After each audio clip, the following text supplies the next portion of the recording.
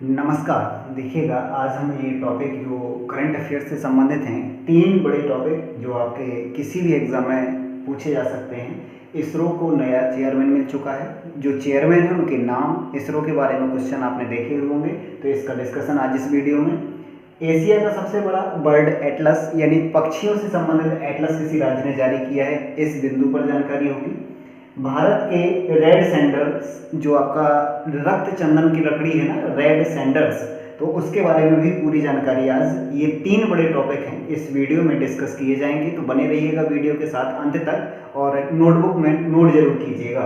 तो देखते हैं पहला टॉपिक है इसरो। एक संस्था है, इसरो कहते हैं, इंडियन स्पेस रिसर्च ऑर्गेनाइजेशन है इसरो। उसका मुख्यालय भी आपको पता होगा बेंगलोर में है, कर्नाटक राज्य में। उसके जो चेयरमैन हैं वो 10वें नंबर के थे, के सिवन जी थे, वो बदल गए हैं, यानी उनके स्थान पर कोई नया आ गया है। तो देखिएगा, नए चेयरमैन हैं एस सोमनाथ जो 11वें नंबर के हैं। इनके पहले कौन थे? के सिवन जी थे, वो भी आपको पता होगा।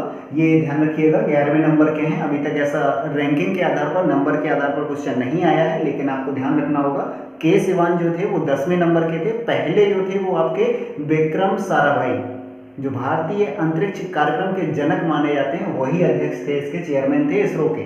यहाँ ध्यान रखें कि जो एस सोमनाथ जी हैं ना, वो आपके निदेशक रहे हैं, किसके? विक्रम साराभाई स्पेस सेंटर के निदेशक यानी डायरेक्टर पद पर थे। अब वर्तमान में क्या है, ये इसरो के नए चेयरमैन हैं। यहाँ पर हम बात करें इसरो के बारे में, तो इसरो का जन्म देखते हैं कहाँ से हुआ है। इनको स्पार क्या है? भारतीय राष्ट्रीय अंतरिक्ष अनुसंधान समिति थी।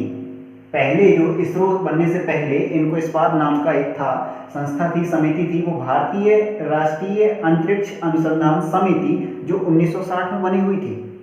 ठीक है, ये जो बनाई थी ना समिति, वो 2 लोगों ने बनाई थी, डॉक्टर साराभाई जी ने और आपका डॉक्टर रामनाथन जी ने। तो ये समिति के ही स्थान पर, यानी जो समिति बनी थी वो हमारे भारतीय अंतरिक्ष कार्यक्रमों की देखरेख कर रही थी, उसी के स्थान पर अंतरिक्ष से संबंधित एक हमारा संस्था स्थापित करने का जो सरकार ने प्रयास किया, वो किया था 15 अगस्त 1969, 1969। ये ध्यान रखिए, संस्था का ये वर्ष पूछा गया है। इसरो की स्थापना, यानी इसरो की स्थापना 15 अगस्त 1969 में हुई थी, और किसके द्वारा? डॉक्टर विक्रम साराभाई जी के द्वारा। उन्हीं का प्रयास था भारतीय अंतरिक्ष अनुसंधान परिषद स्थापित किया जाए। पहले समिति के रूप में काम हुआ था, फिर उसको हमने संस्था का रूप दे दिया था। किस नाम से है वर्तमान में? ISRO, Indian space research organisation, जिसका सेंटर हेडक्वार्टर कहाँ पर है? बेंगलोर में है। तो ये क्लियर हो गया होगा इतनी चीजें। ये इसरो से संबंधित जानकारी ज्यादा से ज्यादा आप कलेक्ट करिए। हमने जितना पर्याप्त एग्जाम की दृष्टि से था वो हमने बता दिया है। इसका मुख्यालय पूछा जाता है, अध्यक्ष पूछे जा सकते हैं, पहले अध्यक्ष भी बता दिए हैं, और अंतरिक्ष कार्यक्रम के जनक भी बता दिए हैं, विक्रम साराभाई जी हैं। और ये वर्तमान जो हमारे चेयरमैन हैं वो क्या थे? ये विक्रम साराभाई स्पेस सेंटर के निदेशक यानी डायरेक्टर पद पर थे। ठीक है, ये रॉकेट इंजीनियर भी रहे हैं, ध्यान रखिएगा। इनका बैकग्राउंड क्या है? सोमनाथ जी का रॉकेट इंजीनियर के रूप में जाने जाते हैं ये। चलिए अगला टॉपिक देखते हैं। एशिया का सबसे बड़ा बर्ड एटलस यानी पक्षियों से संबंधित एशिया का सबसे बड़ा एटलस किस राज्य ने जारी किया है? तो ये भारतीय राज्य केरल ने जारी किया है। ये बहुत इंपॉर्टेंट क्वेश्चंस हैं, इसलिए नोट डाउन जरूर कीजिए अपनी नोटबुक में।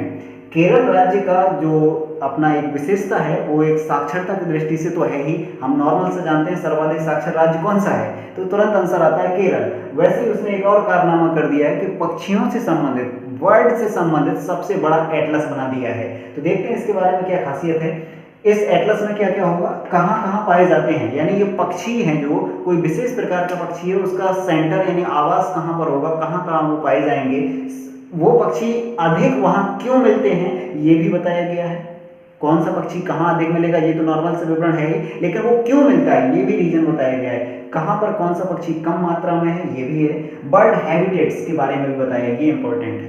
पक्षी आवास यानी पक्षी अपना निवास वहां क्यों बनाए हैं, पक्षी आवासों को भी शामिल किया गया है इस एटलस में। तो क्लियर हो गया होगा ये लाइन। अब देखते हैं, बर्ड वाचिंग कम्युनिटी के लगभग 1000 वॉलंटियर्स की सहभागिता रही है। यानी ये एटलस बनाने में या इसकी जानकारी साझा करने में या जानकारी निर्माण करने में 1000 से अधिक वर्ल्ड वाचिंग कम्युनिटी के जो वॉलंटियर्स हैं, यानी जो सहभागी हैं, यानी जो आपके पक्षी प्रेमी हैं, पक्षी प्रेमी एक और हम world watcher man of India सुना होगा, भारत के पक्षी वैज्ञानिक का नाम क्वेश्चन में आता है डॉक्टर सलीम अली, ये आप पढ़ चुके हैं। तो ये ध्यान रखिएगा कितने 1000 वॉलंटियर्स की सहभागिता रही है इस एटलस को बनाने में, जानकारी एकत्र करने में। अगला हम देखते हैं बिंदु आ रहा है 361 प्रजातियों के लगभग 3 लाख से अधिक रिकॉर्ड शामिल हैं इस एटलस में, यानी समझ रहे होंगे 361 प्रजातियां बहुत हो जाता है। 361 हमें गिनती करवाने के लिए कह दिया जाए तो हम मैक्सिमम 10 या 20 पक्षी हम काउंट करा पाएंगे। यहाँ तो 361 प्रजातियों के लगभग 3 लाख रिकॉर्ड एकत्र किए गए हैं, जिससे बर्ड एटलस कंप्लीट किया गया है। पक्षी एटलस किस राज्य ने किया है? केरल राज्य। ध्यान रखिए एशिया का सबसे बड़ा एटलस है ये, ठीक है। तो ये 2 बिंदु आपके क्लियर हो गए होंगे। इससे संबंधित जो भी क्वेश्चन हो कमेंट बॉक्स में भेजिएगा, हम और समाधान करने का प्रयास करेंगे। देखते हैं अगला टॉपिक, ये बहुत ही इंपॉर्टेंट टॉपिक है, रेड सैंडर्स, रक्त चंदन की लकड़ी। समझ रहे होंगे, लाल चंदन कह लीजिए, नहीं तो रेड सैंडर्स, रक्त चंदन की लकड़ी है जो भारत के इस लकड़ी को IUCN ने क्या कर दिया है? एंडेंजर्ड, संकटापन्न घोषित कर दिया है। बहुत इंपॉर्टेंट है ये लाइन, यहां नोट जरूर कीजिए। IUCN के द्वारा रेड सैंडर्स को एंडेंजर्ड की श्रेणी में कर दिया गया है, यानी संकटापन्न घोषित कर दिया है, इसलिए बहुत इंपॉर्टेंट हो जा रहा है ये लाइन।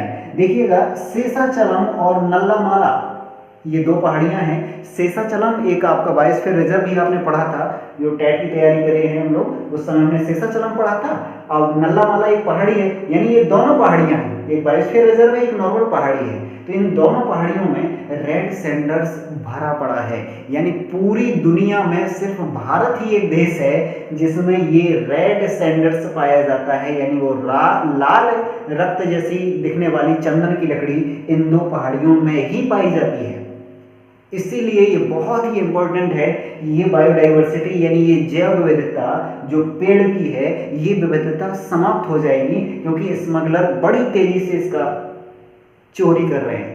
हाँ, हाल ही में एक मूवी बनी है पुष्पा, सुना होगा, ये मूवी इसी पर बेस्ड है, यानी रेड सैंडर्स लाल चंदन की लकड़ी का स्मगलिंग जो चल रही है उसी पर उन्होंने मूवी बना दी है पुष्पा। ध्यान रखिए, आपने इसका सुना ही होगा, बट ये क्वेश्चन कैसे बनेगा ये भी ध्यान रख लीजिए। अब ये रेड सैंडर्स को IUCN ने किस कैटेगरी में रख दिया? एंडेंजर्ड। किन पहाड़ियों में ये केंद्रित है? शेषाचलम और नल्लामाला। ये राज्य कौन से होंगे? तो आंध्र प्रदेश और तेलंगाना, ये नोट कीजिए। आंध्र प्रदेश और तेलंगाना में ये 2 पहाड़ियां केंद्रित हैं, शेषाचलम और नल्लामाला। तो दोनों राज्यों में रेड सैंडर्स पाया जाता है। अब देखिए कुछ फैक्चुअल जानकारी। 1 टन की अगर कीमत बात करें, 1 टन रेड सैंडर्स आप बेचें ब्लैक मार्केट में तो आपका 15 से 30 लाख रुपए कीमत है। ब्लैक मार्केट है तो आप कह नहीं सकते ओपन 15 है या 30, लेकिन मैक्सिमम एक रेंज जो है यही है, 15 से 30 लाख रुपए तक का 1 टन हो जाता है रेड सैंडर्स। ठीक है, अब देखते हैं ये नॉन फ्रेगमेंट वेराइटी है, यानी ये सुगंध रहित है। ये लाइन ध्यान रखिए, नॉन फ्रेगनेंट वेराइटी है ये।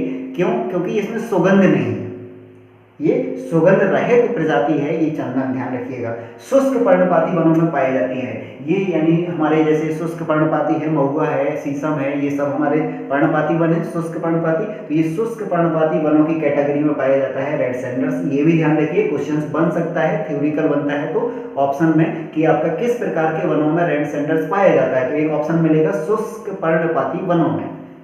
ठीक है, ये सुगंध रहित है, इस पर भी क्वेश्चन बन सकता है आराम से। तो ये पॉइंट हमने जो की नोट्स के रूप में रखे हैं उनको ध्यान से समझते चलिएगा। ये देखिए कितनी हाइट पर ये पाया जाता है, 500 से 3000 फीट की ऊंचाई तक। 500 फीट से 3000 फीट की ऊंचाई तक ये वृक्ष अच्छे से पनप सकता है, तो ये ऊंचाई भी ध्यान रखिएगा। और देखिएगा ये इंटरपोल की भी मदद मांगी गई है, ये बड़ी लाइन जो विश्व की पुलिस है ना, इंटरपोल कहलाती है, इंटरपोल की भी मदद मांग चुका है इंडिया कि हमारे रेड सैंडर्स को संरक्षित कर दीजिए।